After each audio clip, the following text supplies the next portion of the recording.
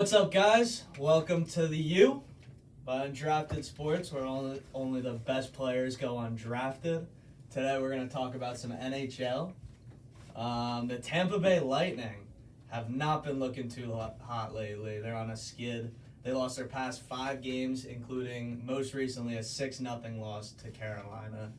How do we feel about this? I mean, at the end of the day, like, Lightning are still a contender. They won back-to-back Stanley Cups. Good teams go on bad stretches. Look at the Warriors last year. They went on a bad stretch, ended up winning the championship. Same thing applies. Experience always comes out in the playoffs. So I'll say, yeah, they're not doing good, but nothing to be concerned about. But that's just me. I think they are obviously still always going to be a contender. Is this something to worry about? Yes, I do think it's something to worry about. You just lost 6-0 to Carolina, only putting up 4 shots after 2 periods. That's a big red flag in my opinion. Do you think they're a powerhouse still after this? I mean, I don't know. I feel like there's a lot more better teams than the Lightning right now. I think Boston could obviously beat them. I think the Rangers can overtake them, even Carolina, who obviously just beat them 6-0. So I think it's something to worry about right now, going down the stretch, but I still think they could obviously make playoffs.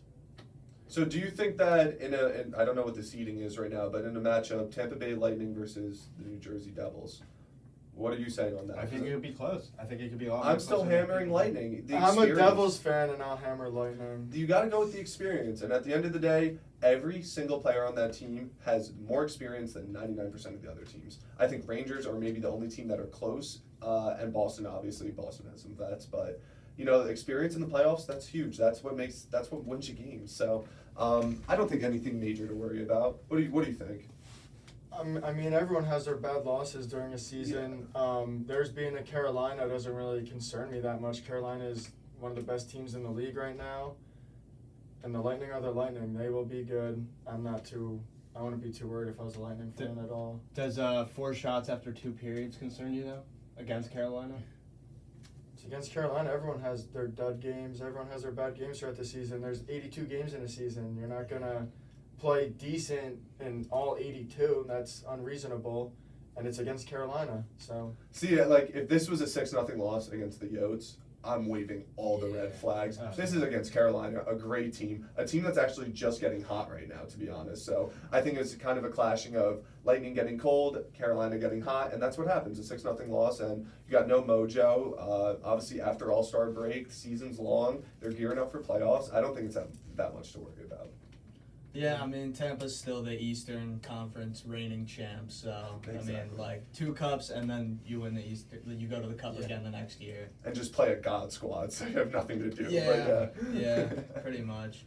What was a little concerning was Jon Cooper, their coach, benched their 3 best players, arguably their 3 best offensive players, Kucherov, Point, and Stamkos, and he actually said, as coaches, you've got to put your best team on your team in the best position to win, and 99.9% of the time, those guys give us the best chance to win when they're on the ice. Did I read that right? Yes. Yeah. Okay. So. I mean, the coach could be using this as a way to light a fire under their asses too. Yeah. Obviously, they know they're veterans. That's just what it is. That you got to light them up. I mean, after 2 cups and then going to the Stanley Cup Finals for the 3rd year in a row, you're mentally drained, physically drained. I think they need something to shoot them with a little burst of energy. So I think this is actually probably a good thing for them. So yeah, I mean, that's definitely what it was. You're not benching Stammer and Kuch and Point because they're playing bad. Like, that's definitely what it was, to send a message. And like you said, they've been in the Cup, 3 straight years? Yeah. So how bad do these guys really want it? They already did what they dreamed about multiple times. So it's like, I like it because it's gives them the motivation they may be lacking right now. Yeah, definitely I agree with that. So going back to what you said about teams heating up and the Lightning cooling off, if they keep losing and they stay where they're at, kind of, Ottawa and Buffalo are not right behind them, but they're catching fire and they're looking to take that. Ottawa had that great win against the Rangers the other night. Mm-hmm. Ottawa, bad loss against the Blackhawks, but besides that, have been on an absolute heater. They were on a 5-game win streak before that. Buffalo has been crazy lately. Tage Thompson has just been, he's that guy. That's just what it is. Mm-hmm. So yeah. Speaking of the Sabres being on fire, Pekka Lehtinen, I don't know how to pronounce it right. The goalie for Buffalo has been playing very good. He had a very slow start to his season, not looking good at all. But now he's shown a little bit of promise, which is awesome for Buffalo fans. I mean, if you guys can make the playoffs, I mean, I'm sure you guys all will be happy about that. So It's great for Buffalo because they have the offense. They have been lacking the defense and goaltending, and now he's heating up. So I like that. They're exciting to watch. I like watching Buffalo and Ottawa a lot. See, and this is a perfect point that those teams look hungry where the Lightning don't. And that's what it is. 3 years of going to a cup compared to, I don't even know the last time. When was the last time Buffalo was in the playoffs? When was the last time Ottawa was in the playoffs? 2017. Still, that's almost like That was Eric that's, Carlson. that's 6 years ago, man. Like they're hungry. They're both hungry teams, and the Lightning are full. That's what it's coming down to right now. Well, the Lightning will probably turn it around during playoffs because they always do. But moving on here, we got some trade deadline. We got to review what happened here. We already talked about Horvat to the Islanders, Kane, Tarasenko, Timo Meyer. Ryan O'Reilly was something I wanted to talk about. Yeah, that's so rough, man. He got injured. I think it was a broken finger or something, but they put him on long-term IR. Something It's because he had to get surgery on it. Oh, is that what it was? Yeah, he had to get. The reason he got placed on long-term IR is because he needed to get surgery on it. He got the surgery either earlier today or yesterday. I got the alert, and it went well, and he should return this season. They were Oh saying. yeah? Oh good. So then that'll be nice for them because they can just throw him on a LTIR. They won't have to worry about the Salary cap. Yeah, that's a big thing. Exactly. Just like how the Lightning kind of clutched up with that. What was that? 2 years ago now. 2019. Yeah. So. Or, that was 4 years ago, but but yeah, no. I mean, that could be something that maybe the Maple Leafs make it out of the first round this year. Who knows? With their luck, they'll play Lightning first round. it's looking like that's going to be the matchup. That's so. awful. I feel bad for the Maple Leafs. Psych! Some big trades we haven't talked about yet. Chychrun, who we actually talked about him in the first podcast. He finally got dealt to Ottawa. Huge for Ottawa. Yeah. Huge for I Ottawa. completely agree. I mean, he looked great against the Rangers when they tore us apart the other day. And yeah, I mean, he's going to be huge for their push to try and catch the Lightning or one of those wild card spots. He's like the exact type of player that they needed to get too. So that's huge. Stud defenseman. Yeah, great pickup for them. Bertuzzi and Orlov went to Boston.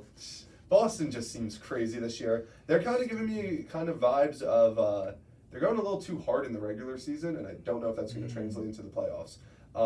Obviously, you see teams like the Lightning. Sorry to keep going back to it, but kind of can coast through the regular season because they know they have to turn up in the playoffs. I feel like Boston maybe is giving too much energy in the regular season, but these trades obviously help them out. East is tough, Yeah, though. man. So give yourself the best position you could possibly be in come Totally playoffs, true. and that's what they're doing. They're gonna have the East is not gonna be easy for anyone. They're making it as easy as possible for themselves. I So. completely agree. Boston's a playoff hockey team since forever. I mean, they have that veterans. culture. They have that culture. But back to Boston again. Bertuzzi and Orlov both joining. Obviously, Boston is huge in my opinion. Orlov has been playing the best he's played in I don't even know how long. Bertuzzi looks great. I think this is awesome for Boston and how they could just increase their line depth and just makes them that much more of a contender that they already are. So Getting Bertuzzi and Orlov at the trade deadline just as depth pieces is nuts. Yeah. They're not the greatest or most skilled guys, but they don't need them. They They just were need a playing- tiny bit more depth, and I love that. And those guys were playing top line minutes for the teams they were And then on what? before. So And now then they're going liner, to come second liner? into they're going to. I mean, Orlov's going to come in. He's still going to be a top 4D man, but I mean, Bertuzzi's probably going up in on the third line. Yeah. He was playing first line minutes for Detroit. Crazy. So Crazy. If that, Bertuzzi might even be a fourth liner on Boston, which is nuts. Yeah, that's crazy. another huge trade, Ekholm, who's a defenseman for the Predators. He was in Norris talks for like a couple years ago, but he's now in Edmonton, and I mean, I think that's a good move for Edmonton. I don't think that's one team I don't think did enough during this trade deadline. At least they did something, but I Yeah. totally agree. Like, that's crazy. Edmonton needs a lot of work done depth-wise. Besides, like, for skill guys, they need depth-wise, they need goalie, they need defense. At least that helps them out a little bit. They can't do everything at once. Yeah, totally. And we'll get to Connor McDavid later, but that guy is just nuts. He is, but they won't give him any help around him. They added a center in Bjugstad who's 6'6". He's a third liner, just power forward, you know. Is Evander Kane coming back this season? He's back. Oh, he's back now? Okay. Mhm. I mean, and the West is so opposite from the East in hockey where they could make a run. I mean, they made it to the Western Conference Finals last season. I mean, and I think they're... Not the finals, like the semifinals. For the Western Oh, they lost Conference. to Avs, though, right? Yeah. Okay. So they lost to the champion, but... I mean, they could still make a run. I'm not saying they'll win the whole thing, but they could definitely still make a run. If you have Connor McDavid on your team, you could do anything. Yeah. They got the two greatest players in the world on the same team. Yeah. But that's about it. Yeah, That is yeah. about it. So It's them running with a bunch of third liners on any other team. Yeah. So. And with the Ekholm trade, they got rid of Tyson Barrie, he's not that good of a defenseman, but that's still one of your that's one of your pieces, you know? Like, I don't know. I feel like if you're making a cup run, like, you got to keep those pieces while getting more pieces. They gave up It just Barrie gets rid of for their- Ekholm? Yeah. All right, then they That's needed to. That's all right, fine. but I go. man. He's trying to say that It they gets already rid of have the depth. chemistry. Barry's been on that team for a while now. They already have that chemistry. But like you said, he's not the best. So I kind of get it. But it's a good move because they're getting rid of a bad defenseman for a good defenseman, but he's not a bad defenseman, you know, like he's not a third pair defenseman, like he's still top four. Like you get rid of one of your top four pieces to get a better top four piece, but like it's still I add totally both agree. of them and that could be so much better. Mm-hmm. It doesn't add to the depth at all. You're just That's how I feel about it, at least. I thought Carolina, Minnesota, Boston, Vegas, they all made some good moves for depth. The East obviously is getting stronger and stronger. Toronto made a bunch of moves, and their lineup's looking all new at this point. They traded Rasmus Sandin, which was kind of like a head scratcher for most people, because he's a young, good defenseman, like top 4D. But he doesn't play a lot for Toronto, so they shipped him off to Washington for Gustafsson, who's just a veteran. He's been there before, you know, which I think it was a good ad. And they added Achari for the fourth line. They're just shoring up all around, and I like to see it. I'm hoping they don't make it out of the first round. I was about to ask. I want to ask all of you: do they get out of the first round this year? This would be 8 years in a row. Am I correct? Yes. This would be 8 years in a row. Do they get out of the first round? Yeah, I think that they do get out of the first round this year. They're doing stuff this year they haven't tried doing in a while. And where I made that point with Ryan O'Reilly a couple weeks back, you know, as much as he might not be the key championship piece, he sets the culture that, hey, we're winning now, and there's no more time to be losing the first round. Yeah, so, exactly. What do you think? You just said you think they get out? It's gonna be tough. But I think they make it past the first round this year. I think if they're matched up against the Lightning, I still think that Toronto takes it and finally knock off Tampa Bay. That'd be nice. That would be nice for your Rangers, yeah. Mm-hmm. What do you think? I'm gonna agree with Bert here. I think it all just depends upon the matchup, who they play, and how the tides turn. I mean, it's playoff hockey. Toronto's obviously not, you know, hot for playoffs, but I think they can win. I think they can change the culture around a little bit. Unless they're playing Boston, I'm not considering who they're playing. I think that they are just wanting it this year. I like what they're doing in Toronto this year, and they haven't done this in a decade. Yeah. So. What do you think?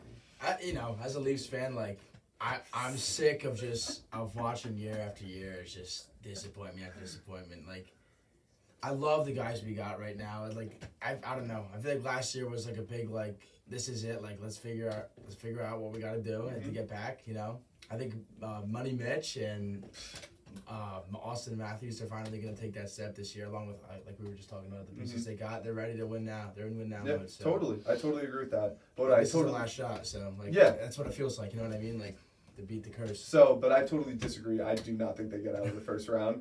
I think that the fact that everyone knows that they haven't made it out in 7 years, in a close game, in a game 6, in a game 7, that's in their head, it completely messes them up. They play for the biggest market in hockey, so That's always going to be in their head. The media is always going to be asking them questions about They're going to be it. thinking about if we lose, what did they say? If we lose.